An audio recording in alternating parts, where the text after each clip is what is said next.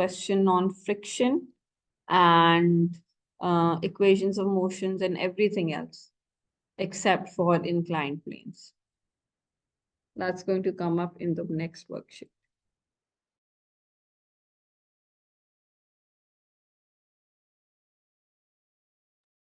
Okay.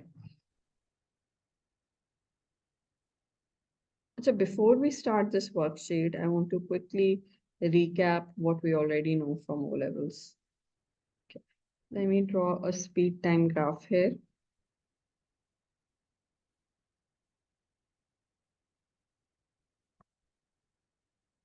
Here's the speed on the x-axis, sorry, y-axis, represented by v. Here's the time, represented by t. And here's a speed time graph.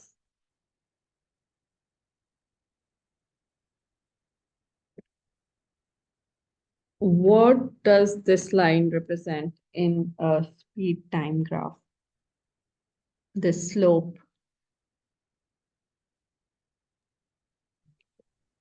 Increasing, Sorry? increasing gradient. आवाज cut रही है, समझ नहीं आई. Because the speed is increasing, right? It was initially 0 and then it's going up to a certain value.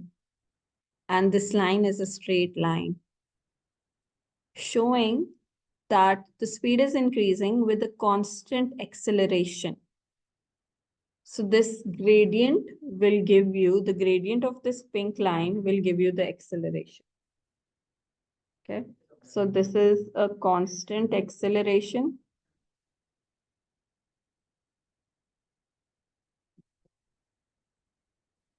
This shows a constant acceleration, and it's found by using the formula for gradient or rise over run.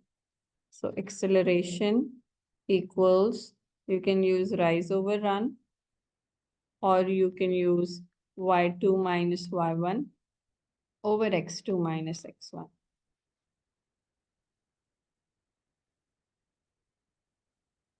Now, what does this flat line represent?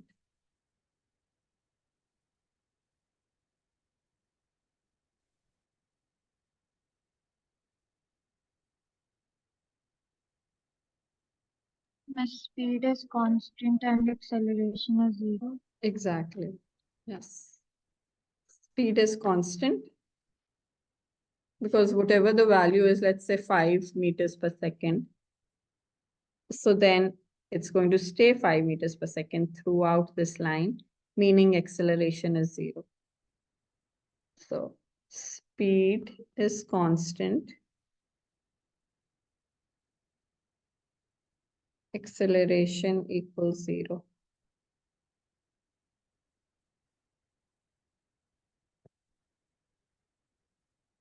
What does this final line represent?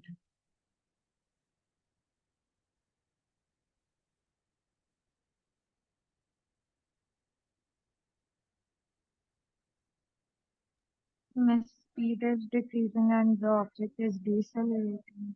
Yes, speed is decreasing. So it's going from 5 to 0. So there's a deceleration, but a constant deceleration. So it shows a constant deceleration, which you will also find using rise over run or y2 minus y1 over x2 minus x1. But remember, if the question asks for deceleration, always give a positive answer. Deceleration is shown as a positive value, even if m is negative, even if the gradient is negative. This is m.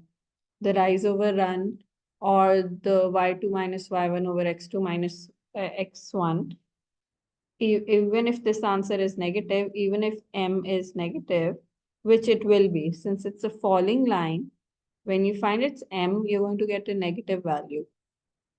But you're only going to take the magnitude of that, not the sign, because deceleration itself means negative acceleration. So even if your answer comes out to be minus 3.2 meters per second square, and the question is asking for deceleration, you must give a positive answer. So deceleration is shown as a positive value, even though it's a negative acceleration. Let's write this down. Even though it's a negative acceleration. Okay. So if your answer comes out to be A equals minus 5 meters per second square, and the question asks for deceleration, so then the deceleration is shown as a positive value, 5 meters per second square. Because the word deceleration itself means negative acceleration. So let's say you use equations of motion, find A, it comes out to be negative 5, but the question was not asking for A, it was asking for deceleration. So then you don't write deceleration is equals to minus 5 because you'll lose marks. Deceleration by default means a negative answer. So you just write 5. It means it's negative 5. So जब भी deceleration पूछी जाएगी, आपने answer magnitude ही देना, उसकी direction नहीं देनी.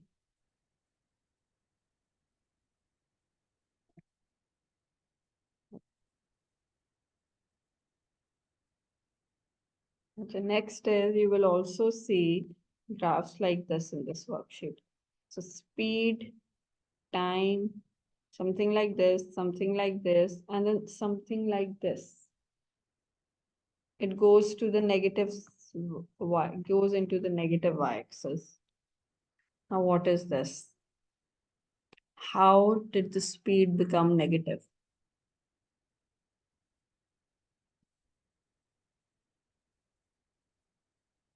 This part of the graph, the negative part of the graph, shows the journey is now in the opposite direction, or the return journey. Negative velocity shows the return journey. So that means that the object is now starting to go back to its original spot. So this journey is in the opposite direction. That's why this is negative and the previous journey was positive. So it's in the opposite direction. Negative velocity shows return journey in the opposite direction.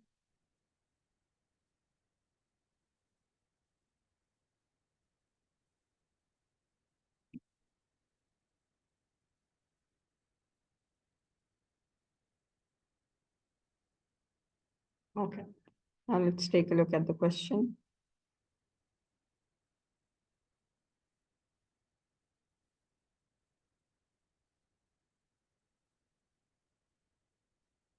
A box of mass 4.5 kg is pulled at a constant speed of 2 meters per second along a rough horizontal floor. ये rough का मतलब होता है friction है.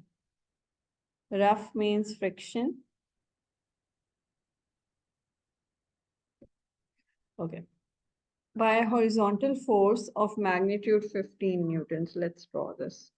So there's a box of mass 4.5 kgs being pulled at a constant speed along a rough horizontal floor by a horizontal force of 15 newtons. So a 15 Newton force is pulling this box.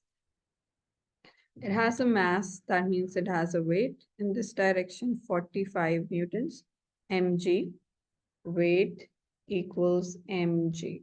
So weight should be 4.5 into 10. Okay. If there's weight, there has to be a normal contact force in the opposite direction. So this should be R. And since it's moving with a constant speed, that means the acceleration equals 0. And since it's mentioned that it's a rough horizontal floor, so then there has to be friction as well. So friction should be opposing the direction of motion. So friction should be in this direction, FR. Okay.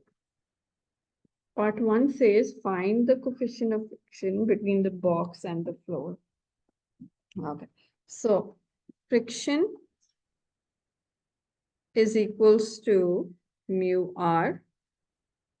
So we have to find mu. So then what's the friction and what's the R? To find mu, we need to divide the two, friction with the normal contact force. But what's the value of friction and what's the value of the normal contact force? Friction is 15 and the normal contact force is 45. That's correct. That is because the speed is constant. So forward force must be equals to backward force because there's no acceleration. So friction is going to be same as 15. Friction is going to be the same as the forward force because there is constant speed. And similarly, R should be equals to 45. So mu should be 15 over 45, which is 1/3.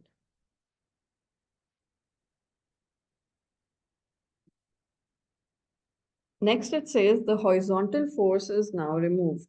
Okay.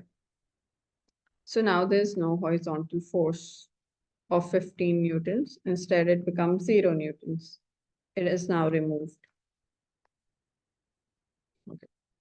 Will the weight change? No, it will not change. It's still 45 newtons because it still has a mass. This will still be a normal contact force. Even though there's no forward force, there's still going to be the normal contact force. There is still going to be friction because it is still a horizontal surface, horizontal rough surface. तो friction तो रहेगी. और friction की value किसके equal होती है? mu r के. तो mu इस surface का same ही रहेगा. Mu was 1/3 for this rough surface. It's going to stay 1/3. And r is going to stay 45 because this force is still balancing out this force. So R is 45. So friction is still 15 from the last part. Even though the forward force has been removed, friction is still there क्योंकि rough surface है और friction होता है mu times R के equal. Mu एक surface का वही एक ही mu होता है. For every surface there's a particular value of mu. For this surface, it's 1/3. और R भी normal contact force होती है, which is 45. So friction अपनी value नहीं change कर रहा, वही पिछली वाली friction, 15 newtons. Even though forward force अब 0 हो चुकी है. So it says, find the deceleration of the box in the subsequent motion. Ab see, they're asking for the deceleration. So that means even if your equation gives you a negative answer, तो वो negative answer acceleration का होगा. आपने deceleration का खाली magnitude ही लिखना है, क्योंकि the word deceleration itself means negative. Okay. So we're now going to use forward force minus backward force equals mass times acceleration. So forward force is 0. Backward force is the frictional force, 15 newtons, equals mass is 4.5. Acceleration is what you have to find. So A comes out to be 4.5 × 10⁻⁷ negative something, negative 3.3333, and the deceleration should be 3.3333 meters per second square. So deceleration has to be a positive value.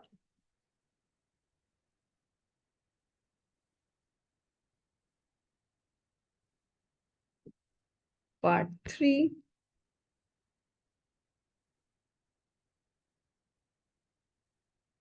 The distance traveled by the box from the instant the horizontal force is removed until the box comes to rest. Okay, so we need to find the distance, which is S equals question mark, from the instant when the horizontal force is removed. So when the force was removed, the speed was 2. So U is 2. And then it says, find the distance traveled by the box from the instant the horizontal force is removed until the box comes to rest. So V is 0. So we know U, we know V, we have to find S. We need a third parameter so that we can use equations of motion to find S. And that third parameter is the acceleration from the previous part. We know that A is negative 3.333333. The bigger answer you use, the better. Although the final answer must be in 3 significant figures, like the deceleration 3.33. But if you need to use it again, you have to use the longer value. Okay, now which equation of motion should I use here so that I get S? From V U, square is equals to U square plus 2AS. right. V square equals U square plus 2AS. 0 square equals 2 square plus 2 negative 3.333 times S. What do we get for S?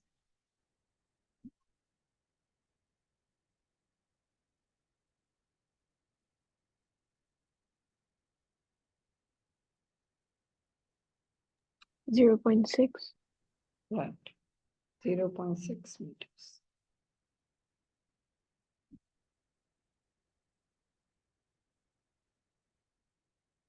Okay.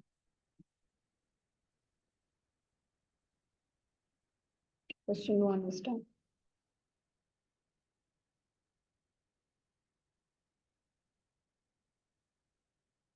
Question 2.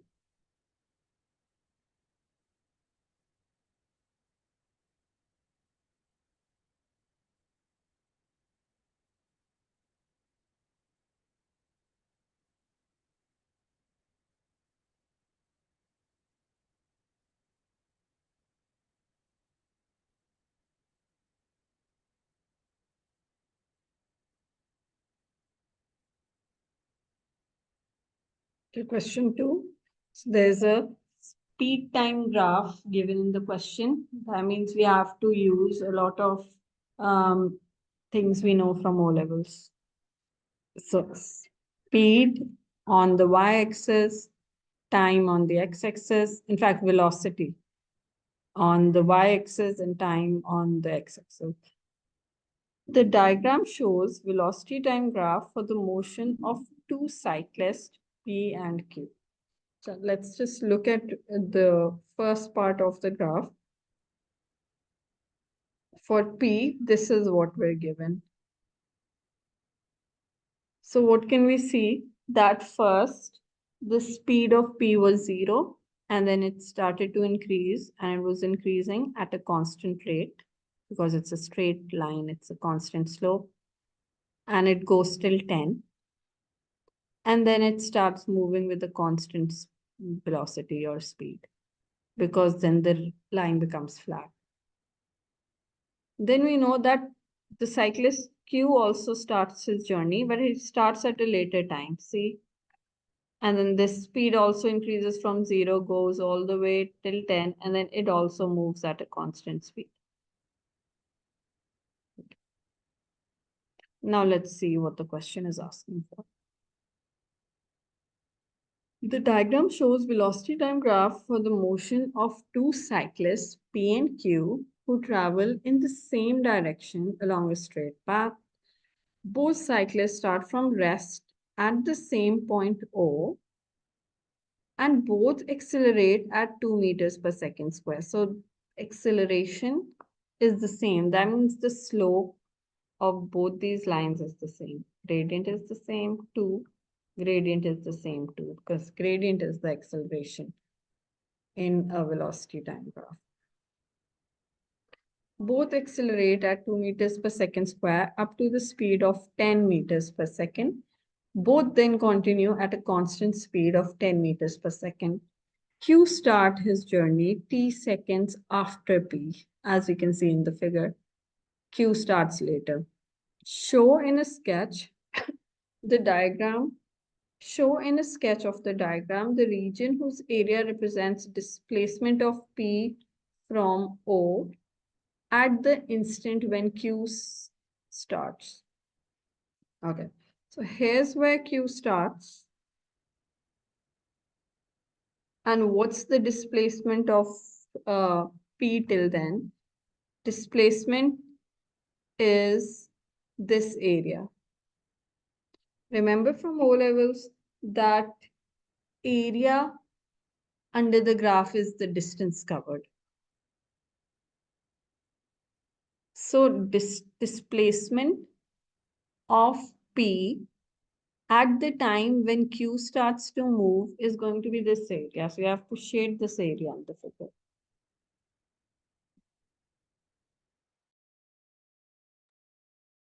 So just shade this area. Let me reread the question. Show in a sketch of the diagram the region whose area represents displacement of P from O at the instant when Q starts. So Q starts to move here. So you need to see the displacement of P till now. So it's going to be this area.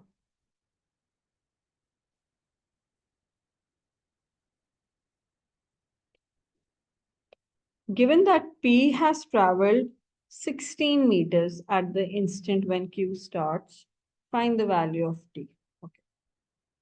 So what do we know for P? We know that its U is 0. And we know that it travels a distance of 16 meters in the black region. And you have to find the time it takes to cover this distance. And we also know the acceleration because it says the speed is both the, it says accelerates at 2 meters per second. So A should be equals to 2 meters per second square.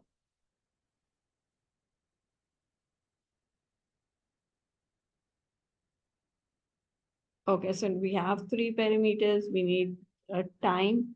Which equation of motion should I use? You have to find how long does it take for the cyclist P to cover a distance of 16 meters. S is equals to UT plus half AT square. Right. S equals UT plus half AT square. S is 16, U is 0, T is T plus half 2 times T square. Find T and tell me what do we get.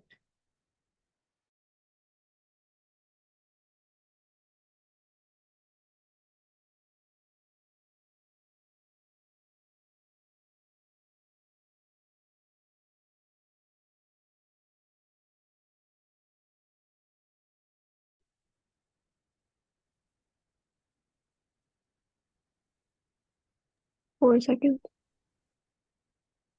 Right. बाकियों का भी 4 आया.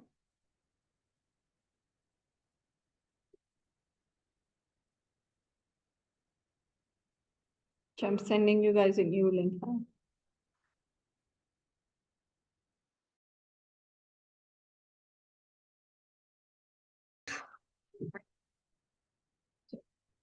Part 3. Okay, what did we do in part 2? We found the value of t, which came out to be 4 seconds. So this is 4 on the figure. Okay, part 3 says, find the distance between P and Q when Q reaches 10 meters per second. Okay, let me clear this. So we have to find the distance between P and Q when Q reaches 10 meters. So right here. That's where Q reaches 10 a speed of 10 meters per second. And we need to see what's the distance between P and Q at this time. Okay, so again, the distance in a speed time graph or a velocity time graph is the area under the graph. So for P, this is the distance covered till this point. So you need to find area of this trapezium to find the distance covered by P. Let me draw that. In part 3, what do you have to do? Distance covered by P, which is this trapezium. Distance covered by P.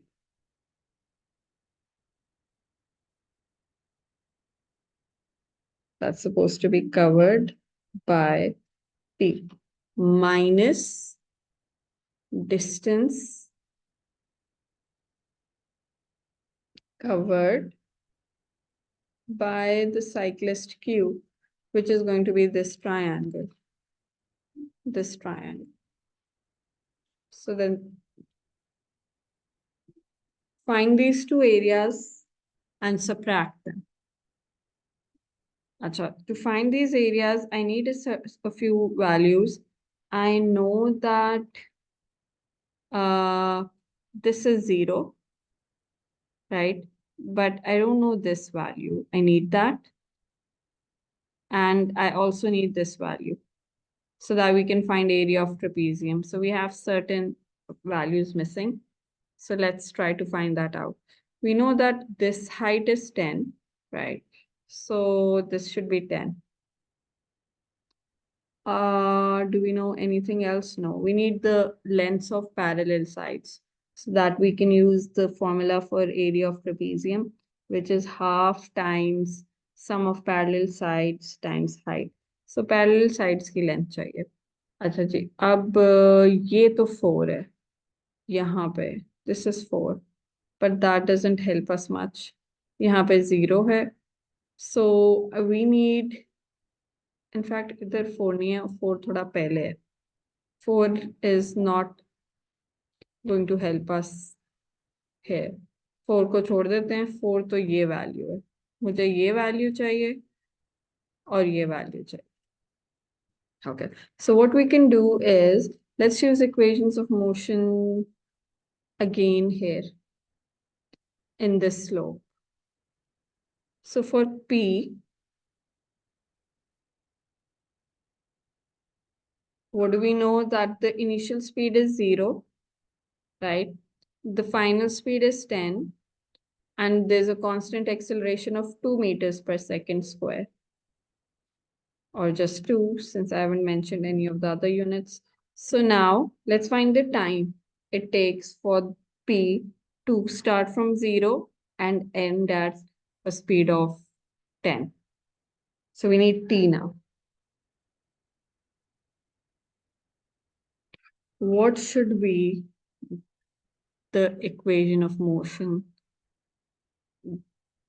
that we should use? What equation of motion should we use? V is equals to U plus AT. Yes, V is equals to U plus AT seems good. V is equals to U plus AT.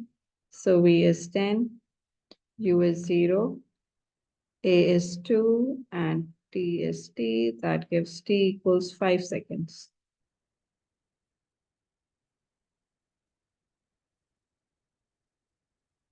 So in the figure, this is 5. So this is 5 here. Okay. And now I need this distance. How do we find this distance? Let's look at the motion of Q. Okay. So for Q, we know that it starts at 0, it ends at 10, and its acceleration is also 2. So it's the same equation. It's exactly the same equation. So t will also be 5 in the red part of the graph. In this part of the graph, t is 5 here as well. So time should be 5. Time equals 5 seconds again. So that means it takes 5 seconds to go from here to here. It takes 5 seconds to go from here to here. Right? So you start from 4. This was 4 seconds. This started at 4 seconds. So add 5 to it. So it ends at 9 seconds. This should be 9 seconds. This is supposed to be 9 seconds. Why is that? Because this part of the journey takes 5 seconds as well. So if it is starting at 4, it needs to end at 9. So I'm going to add 9 in the figure. So there's a 9 over here. So 9 in the trapezium. So area of trapezium should be half times height, half times 10, times sum of parallel side. The bottom side is 9, and the upper parallel side from here to here is 4 units, starting from 5, ending at 9. So that's 4 unit. Okay, so the trapezium's area is half times its height, which is 10, times the sum of parallel side. One of the parallel side, the lower parallel side, is 9 units, and the upper parallel side is 5 minus 9, which is 4 units. Okay. Minus area of the triangle.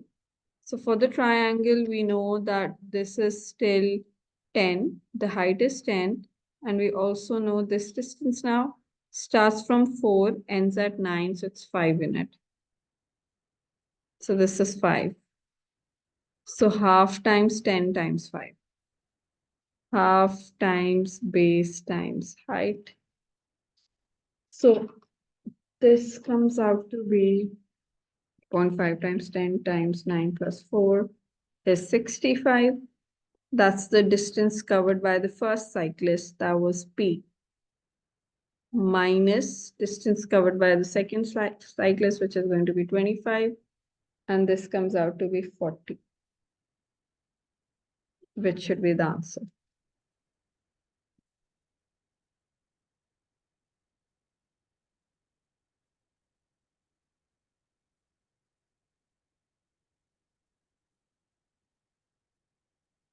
So we used equations of motions here, and we used a lot of theory from O levels. Understanding what is a distance time graph, what's a speed time graph, knowing that acceleration is the slope, and knowing that the distance covered is found through area under the graph. Okay, that was question number 2. I highly recommend redoing these questions one more time independently as soon as possible, because the longer you take to revise this, the more you're likely to forget. So here's question 3.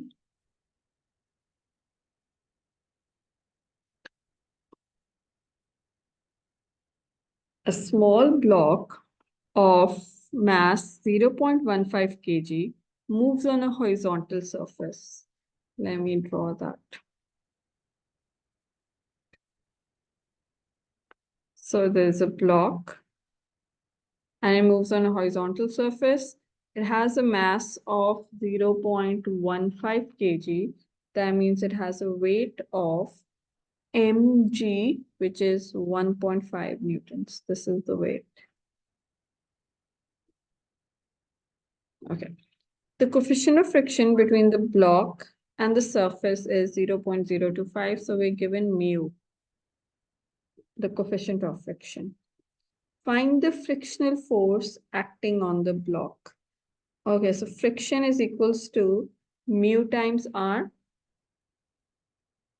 Friction equals mu times R. We're given mu in the question 0.025. We know R. R is in this direction, so R is equals to 1.5 newtons as well. So R is 1.5. So friction comes out to be 0.025 times 1.5, which would be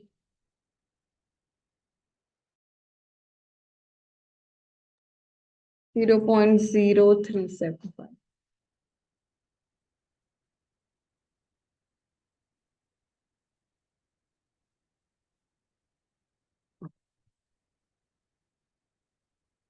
That's the value of the friction. Okay, show that the deceleration of the block is 0.25 meters per second. Okay, so let's assume it's moving in this direction. So then the friction should be in the opposite direction. This would be the friction. Okay, there is no forward force mentioned in the question. That means it is zero. There is actually no forward force. So forward force is going to be zero. So in part two, let's redraw the figure. There is no forward force. It's not mentioned in the question. There is a backward force of friction, which was 0.0375.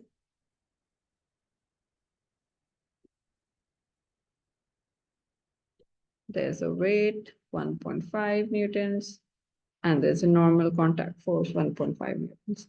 Okay, so you have to find the deceleration of the setup. So we're going to use forward force minus backward force equals MA.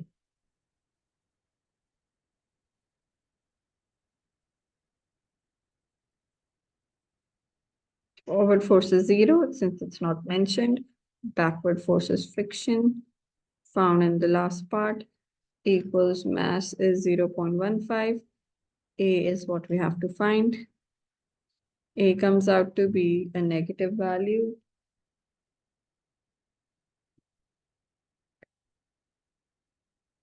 Minus 0.25. That's the acceleration. The question is asking for deceleration, so you write its magnitude only.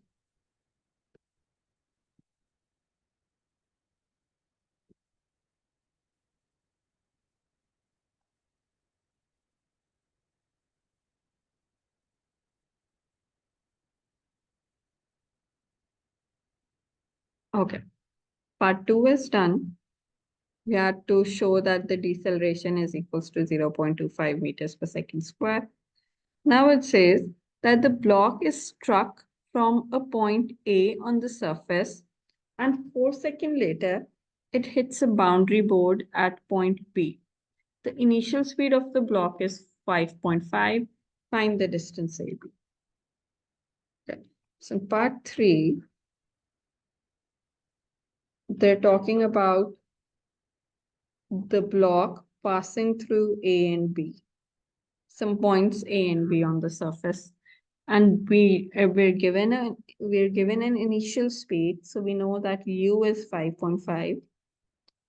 We're given the time, 4 seconds later it reaches B. So the time between A and B is 4 seconds.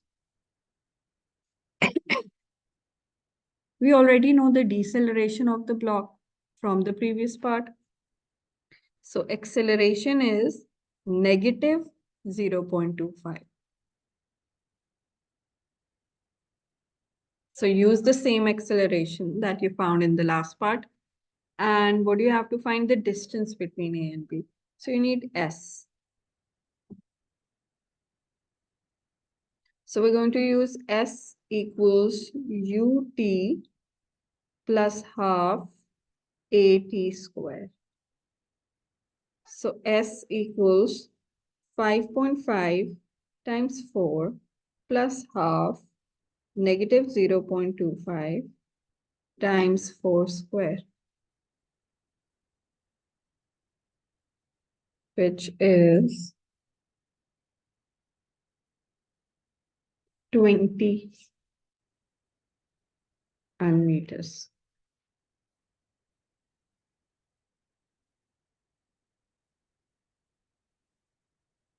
So distance between point A and point B is 20 meters.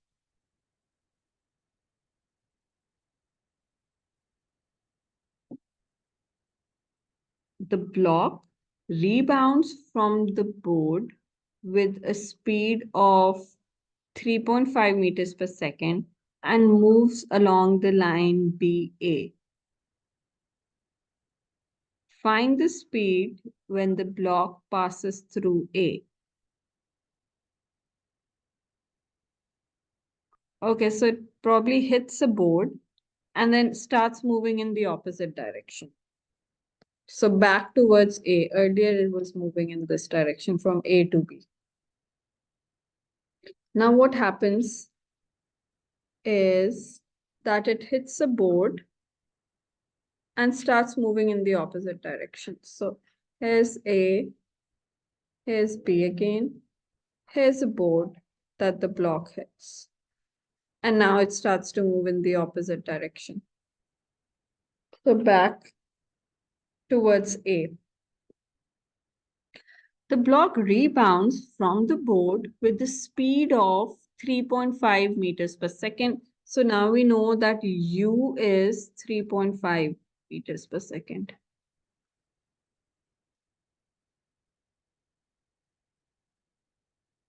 Acha, the board is at B, sorry. It says in the question that the board is at B.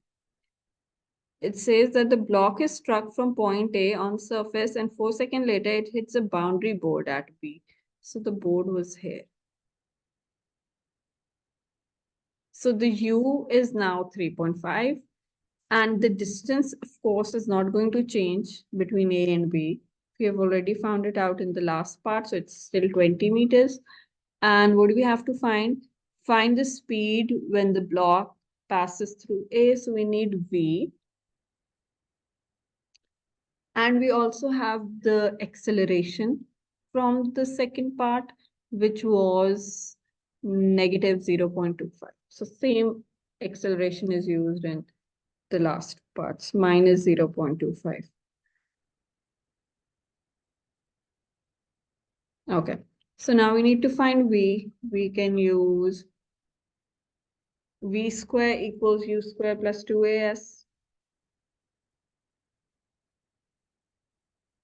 And then we can remove this square and write a square root over here. So V is equals to 3.5 square plus 2 negative 0.25A times 20. Yes. This comes out to be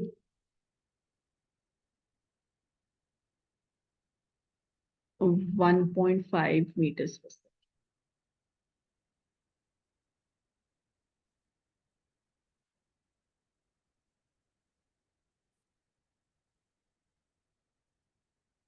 Okay. Part 5. Total distance moved by the block from the instant when it was struck to the instant when it comes to rest. Okay. So we know this distance already. First part of the journey, the distance is 20. Now we have to find the distance as it moves through B back to A and then stops. So for part 5, again, we're looking at the return journey.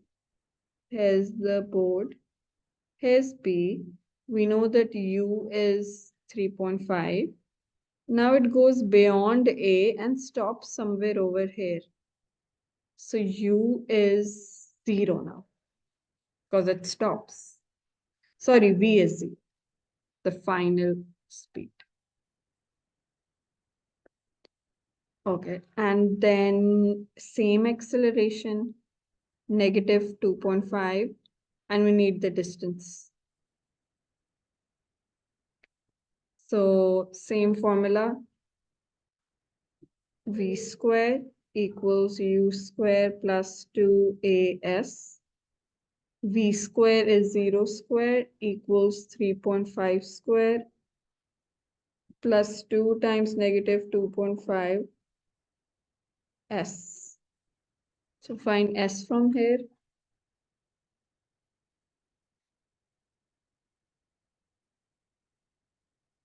Which comes out to be 24.5.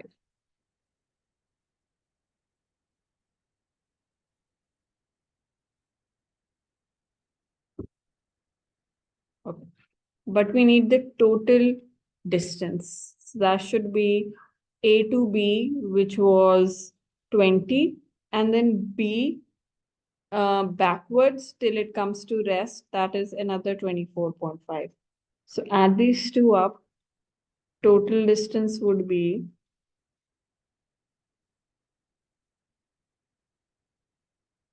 20 plus 24.5. So 44.5 meters.